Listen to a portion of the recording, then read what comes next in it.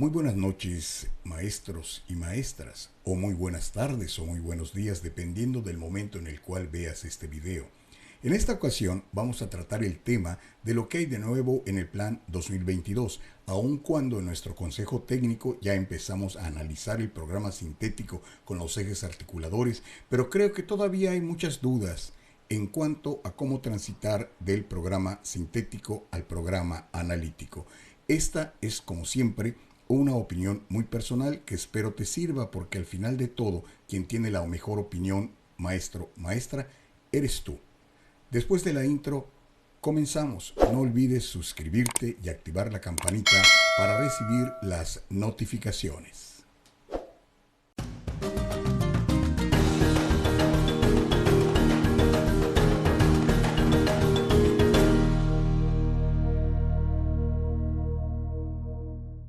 Muy bien, entonces, ¿con qué vamos a iniciar lo que hay de nuevo en el Plan 2022? Con el proceso de desarrollo curricular. ¿Y qué es este proceso de desarrollo curricular? Mira, esto lo estamos viendo desde que se nos hizo la presentación en la fase intensiva en el mes de enero y estuvo representado precisamente por este diagrama que estamos formando poco a poco, desde que la Autoridad Educativa Federal determina los programas, los planes y programas de estudio para construir el programa sintético, y de ahí, a través de un proceso de apropiación con contenidos nacionales que tú contextualizas y con el codiseño, que creo que es el tema que nos da un poquito más de problema para entender el concepto en sí. Con todo eso se hace el programa analítico, es decir, vamos a partir de esta base. El programa sintético te lo da, o nos lo da, mejor dicho, la Secretaría de Educación. Nosotros los maestros, a través del análisis que vamos a hacer, por eso el nombre final, sustentado en la contextualización de nuestra escuela, con el codiseño, es decir, lo que nosotros le pongamos al programa, entonces generamos el analítico. Y una vez que tenemos el analítico, ese es el que nos va a servir para llegar a nuestro plano didáctico, a nuestra planeación, como bien la conocemos. ¿De acuerdo? Vamos a desmenuzar precisamente todo este proceso. Empezamos con esto. Tenemos un programa sintético de estudio. Tú ya los conoces, tú ya sabes cómo están divididos y de acuerdo al nivel de educación básica en donde te encuentres ya has empezado a analizarlos. Y de ahí vamos a llegar al programa analítico. Pero un momento, porque para hacer eso vamos a separar un poquito el programa analítico. Vamos a ver qué tenemos que hacer para llegar a él. Y aquí vienen los dos términos principales: contextualización y codiseño. Para la contextualización, los mismos programas sintéticos, el plan 2022, cuando los leemos, nos dice: es necesario que tengas estos tres conceptos. Uno, que te apropies del plan sintético en la fase que te corresponde, en el grado para el caso de primaria o secundaria que te corresponde, y en secundaria mucho más allá, porque es de acuerdo con la asignatura que tú vas a desarrollar en este nivel.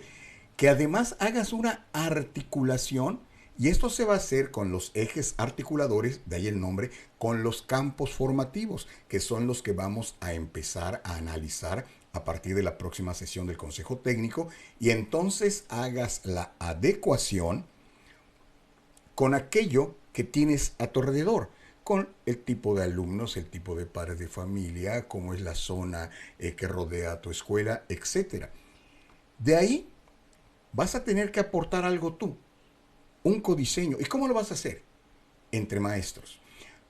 Nunca se hace un codiseño solo. No es que no lo podamos hacer solos, sí lo podemos hacer solos, desde luego, pero lo mejor es contrastar cuando menos con tu grupo pareado, si es que hay cuando menos dos grupos del mismo grado, con el maestro de tu ciclo, o solamente que seas un maestro de escuela unitaria, pues tendrías que trabajar esto con algún otro maestro de una escuela unitaria, multigrado, de una escuela completa. Se trata de comparar, de que alguien más, entre igual a igual, nos pueda decir, sugerir, hacer observaciones o inclusive aprender de lo que nosotros estamos haciendo. Esto también lo vamos a trabajar en el Consejo Técnico porque ahí vamos a poder exponer, escuchar, opinar, vamos a poder hacer toda la comparación necesaria para saber cómo estamos construyendo el programa analítico. Y algo muy importante, y lo dicen los programas sintéticos, tomar en cuenta a la comunidad de aprendizaje. Es decir, no solamente a los maestros como actores principales o desde los maestros. También tienes que tomar en cuenta lo que los niños necesitan aprender, lo que los niños tienen a su alrededor para poder aprender y lo que los padres de familia también están dispuestos a hacer para que este aprendizaje se dé en conjunto. Más desde luego ciertas opiniones que pueden hablarte de algún hecho tradicional, por decirlo de alguna manera, que te provoque, que te motive, mejor dicho, algunas estrategias para que construyas un aprendizaje con tus alumnos. Todo esto entonces es lo que tú vas a aportar al programa analítico desde el consabido o bien llamado ahora codiseño. Entonces, concluyendo, contextualización es que hagas el programa tuyo, que lo aceptes y que hagas la adecuación necesaria de acuerdo con la zona de influencia de tu escuela, con tu escuela misma, con tu salón de clases. Y el codiseño es aquello que tú vas a aportar a ese programa analítico. Es decir, cuando tú analices los campos de formación, tú vas a decidir qué vas a ver primero o qué vas a ver después. Siempre sugerencia, y por allá también lo dice el programa sintético, empleando la metodología del trabajo por proyectos, porque esto hace que tengas tus procesos de enseñanza y la dinámica de aprendizaje de los chicos de una manera integral, ya no segmentada como se hacía antes. Cuando tú haces esto, cuando tú lo colocas en el formato o no formato, recuerda que aquí no hay formatos, no hay recetas, en el formato que tú diseñas, en la estructura que tú quieres poner en una hoja en blanco, ese resultado se va a llamar programa analítico. Tú ya decidiste qué es lo que vas a ver, cómo lo vas a ver, dónde vas a empezar, dónde vas a continuar y dónde vas a terminar. Es decir, del programa sintético, que es lo que nos norma, es donde está el currículo nacional, tú vas a decidir, de ti va a salir empleando tu autonomía profesional, la autonomía curricular para hacer tu programa analítico. Y cuando ya lo tienes, entonces ya te pones a planear, porque ahora tienes que decidir cómo vas a desarrollar todo eso que tú ya pensaste que vas a ver con tus chicos, cumpliendo desde luego con el perfil de egreso que nos marca. Por si no quedó claro, vamos a ver esto. Cuando hablamos del programa analítico, y que ya te dije, tenemos entonces que tener en cuenta si hay 6 fases, tenemos que sacar también cuando menos 6 programas analíticos. Y te digo cuando menos porque en la fase 3 se sacan 2 programas, lo mismo que en la fase 4 y en la fase 5. Y en la fase 6 se sacan 3 programas. ¿De acuerdo? Una por cada grado que involucra la fase. Y en el caso de secundaria, pues inclusive por la asignatura que cada docente ofrece. Entonces, visto esto, ya puedo yo empezar a hacer mi planeación didáctica tomando en cuenta estrategias, dinámicas, actividades diseñadas para ese desarrollo de tu clase. Sin embargo, creo que debemos de hacer una pequeña pausa en este momento para hablar de un poco de historia de las reformas que han habido y que traen como consecuencia este plan 2022 o 2022. Mira, yo quiero partir, no es que no haya otros planes anteriores a estos, ¿de acuerdo? Pero yo quiero partir del Plan y Programas de Estudio 1993, que surge después de que la Secretaría de Educación Pública se da cuenta que hay una deficiencia en la calidad de educación que se ofrece en nuestro país. Entonces se genera primero el acuerdo emergente de la modernización de la educación básica, que luego da lugar al Plan de Estudios 1993, que era un libro sencillo, donde venían todas las asignaturas que deberían de verse de primero a sexto grado, de manera tal que le facilitaba al maestro entender lo que debía de aprender. Inclusive luego voy a hacer un video comparando estos programas que te voy a mostrar ahora. Lo que sí, venía con libros para el maestro de español, de matemáticas, de ciencias naturales, en todos los grados. Es decir, al maestro le llegaba prácticamente una biblioteca entera que además era adicionada con unos ficheros de actividades didácticas de español y de matemáticas también para cada grado. Estoy hablando de primaria, porque ahí es donde se da este movimiento. En aquel momento, la educación, el nivel de educación preescolar no estaba de forma obligatoria dentro de la Constitución. En aquel momento lo que era obligación era iniciar y concluir la escuela primaria. Todo esto vendría con cambios posteriores que también harían cambios en los programas de estudio hasta llegar al proceso de aquel acuerdo, creo que es el 562, que te habla de la articulación de la educación básica entre preescolar, primaria y secundaria. Pero eso es parte de otra historia que en otro video te voy a comentar. Posterior a esto, sale el Plan de Estudios 2011, en donde ya a cada grado le generan su propio programa, su propio libro, con todas las asignaturas, y vienen también las primeras orientaciones didácticas, pero se sostienen los mismos enfoques formativos del Plan 1993. Y algo padrísimo de esto es que aquí, en este programa, de manera explícita, ya te dicen, maestro, hay que trabajar por proyectos, no como los que ahora conocemos, porque nos piden partir para darle más realce a lo que es la asignatura de español, después la de matemáticas, etc. Algo muy común entre estos dos programas es que al maestro digamos que le obligan a cumplir con cierto número de contenidos para desarrollar de principio a fin de año. ¿De acuerdo? En este programa, en el 2011, ya vienen, digamos, distribuidos por bloques. En el programa anterior tenía el maestro que hacer esa distribución por meses con tal de alcanzar todos los contenidos mencionados, ¿correcto?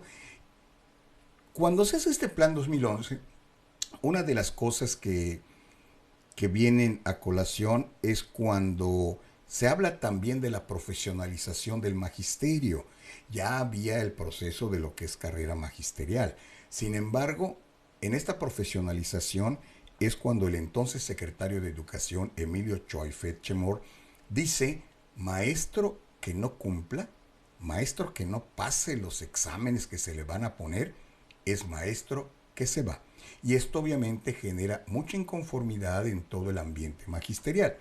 Después vendrían lo que sería el modelo educativo para la educación obligatoria, que traería como consecuencia los aprendizajes clave y siempre un programa para cada grado, un plan que ya no se llama Plan 2017, sino se llama Modelo Educativo y el otro libro de aprendizajes clave, que luego a su vez generan, para el caso de primaria, los aprendizajes clave de primero, segundo, tercero, cuarto, quinto y sexto grado. Esta es la historia brevísima, en otro momento vamos a hacerla más a detalle para que veas cómo se manejaban y que además algo muy interesante, lo que estamos manejando en los programas sintéticos 2022 tiene mucha semejanza con lo que se manejó desde el Plan 1993.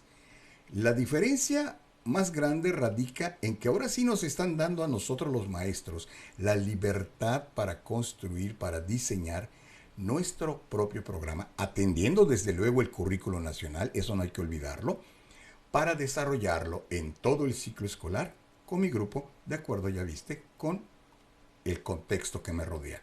Ahora, ¿por qué te muestro esto? Porque esto que vamos a hacer de tomar el programa sintético que nos da Secretaría para llegar al programa analítico, contextualizando y codiseñando, nosotros lo hacíamos. Los maestros que desde hace tiempo manejamos el Plan 93, los maestros que hasta ahorita seguimos manejando el 2011, algunos que se atreven a manejar el de aprendizajes clave, viven esto. Cuando llegas a una escuela y te dan un grupo para que atiendas, o cuando en cada ciclo te cambias de grupo, lo primero que haces es recibir o pedir el programa del grado en cuestión. Es decir, si lo equiparamos a lo actual, te están dando el programa sintético. Entonces tú cuando lo tienes en la mano, te pones a analizarlo. Casi siempre esto lo haces en la temporada de receso de julio y agosto. Y descubres qué es lo que tienes que ver, y si tu experiencia docente es de muchos años, empiezas a generar ideas de cómo lo vas a ver, ¿de acuerdo? Más o menos tú descubres, sobre todo en el 2017, cuando es ya esto por bloques, bueno, desde el 2011, descubres qué es lo que tienes que ver en un bimestre, porque eran 5 bloques. Son 10 meses, sobreentiendes que es un bimestre para cada bloque, perdón. Entonces tú dices, bueno, empezando en septiembre, después de la evaluación diagnóstica, esto, etcétera, todo tu proceso mental profesional, motivado por esa experiencia profesional, hace que tú analices este programa, haces que analices el currículo, y tú dices, esto es lo que voy a ver. Ah, pero primero tengo que hacer la evaluación diagnóstica para saber cómo están los chicos que estoy recibiendo. ¿Realmente tienen los conocimientos suficientes para estar en el grado que yo voy a dar? Cuando tú haces esto, estimado maestro, estimada maestra, estás haciendo tu programa analítico. ¿Es cierto? Aquí tenemos que hablar de esto que sería, yo le llamaría excepciones. El maestro que siempre da el mismo grado y considera que la forma de cómo dio el grado en este ciclo debe de ser exactamente igual, idéntica a como lo va a dar en el siguiente y en el siguiente y en el siguiente. ¿Por qué le llamo excepción? Porque entonces allá sí está haciendo un lado aquello de la contextualización, porque cada grupo es diferente. No es lo mismo, y ahorita lo podemos ver, los niños que teníamos antes de pandemia, a los niños que atendimos en pandemia y a los que estamos atendiendo ahorita después de pandemia. Sabemos nosotros que hay muchas diferencias con ello, por tanto no podemos dar, vamos a llamarle la clase, de la misma forma que como antes. Esa es una excepción. La otra es la de aquellos maestros que en su momento, y no sé si ahora pueda hacerse, eh, compraban, creo que se llamaba la página Lainitas, habían otras también, el programa ya dosificado del bimestre. Entonces el maestro lo recibía previo pago a través de 20, 40, 50, 100 pesos, una tarjeta de teléfono. Simplemente palomeaba lo que iba a hacer o lo marcaba con un resaltador, ¿no? Algunos maestros la recibían y tomaban nota, hacían anotaciones o en su libreta lo pasaban. Pero prácticamente lo que compraban era la dosificación de todo el programa ya dividido en los bloques, en los bimestres. Eso no era un programa analítico, porque ya te dije, el programa analítico era cuando tú te tomabas todos estos datos de tu contexto, el tipo de niños que vas a atender, el tipo de papás con los que vas a trabajar. Siempre hemos preguntado, ¿cómo están estos chicos? Y casi siempre la respuesta era, y así como va, les dio el maestro o la maestra fulanita, tienes que trabajar mucho con ellos. O les dio el maestro o la maestra menganita, excelentes, te aseguro que los niños están bien. Por allá iba la cosa. Entonces tú ya sabías qué es lo que tenías que hacer, ya tenías tu contexto. Y lo que ibas a hacer posteriormente para llegar al programa analítico era tu codiseño, porque pones lo que tú sabes, pones tú las estrategias, pones tú la secuencia de actividades y si en algún, de contenidos, perdón, y si en algún momento te decidías, tomabas una asignatura generadora para manejar lo que en aquel momento se daba en llamar concatenación o transversalidad, para trabajar tal vez de manera empírica con proyectos educativos. Quiere decir que esto de pasar del programa sintético al programa analítico no es nuevo, siempre lo hemos hecho. Pero ya dije una palabra que creo que es la que nos ha normado. Lo hemos hecho de manera empírica. Hemos usado nuestra experiencia docente para recibir un programa, construir, diseñar el nuestro, para luego llegar a una planeación. Nada más que este proceso de construir o diseñar el nuestro, tal vez nunca lo apuntábamos porque nos basábamos en lo que nos decía Secretaría que teníamos que ver. Y cada vez que íbamos a la planeación didáctica, abríamos nuestro programa, veíamos dónde estábamos, en qué parte del bloque, lo diseñábamos por asignaturas y hacíamos la planeación. Nuestro programa analítico quedaba, digamos, en una nube que nosotros conocíamos muy bien. Lo que también tenían estos programas es que nos asignaban un número de horas para la asignatura de español, otro para matemáticas, y por allá hasta nos decían, es un 45% en este momento para español, pero de cuarto, quinto y sexto llevamos a bajar un 30%, pero nos daban número de horas. Entonces esto obligaba a que tengamos que diseñar un horario de clases. Y llegaba un momento en el que el chico ya sabía si tenía que llevar tales o cuáles libros, porque también ante tal número de libros que pesaban a veces mucho más que el niño, pues mientras menos libros llevasen, era mucho mejor, era más liviana la carga. Entonces siempre buscábamos algo para que podamos transitar en ese proceso de cumplir con todo el currículo. Concluyendo, nos daba nuestro programa, hacíamos un análisis mental, a veces escribíamos, era nuestro programa analítico, porque ya sabíamos cómo queríamos desarrollarlo. Y entonces nos poníamos a planificar. ¿Te das cuenta entonces, maestro, que esto no es nuevo? Recibe ahora el programa sintético, ¿de acuerdo? Ya no viene por grados en sí. Los grados no desaparecen, que conste. Viene por fases. Y no te desesperes, porque desde el plan 2011 los grados se agrupan.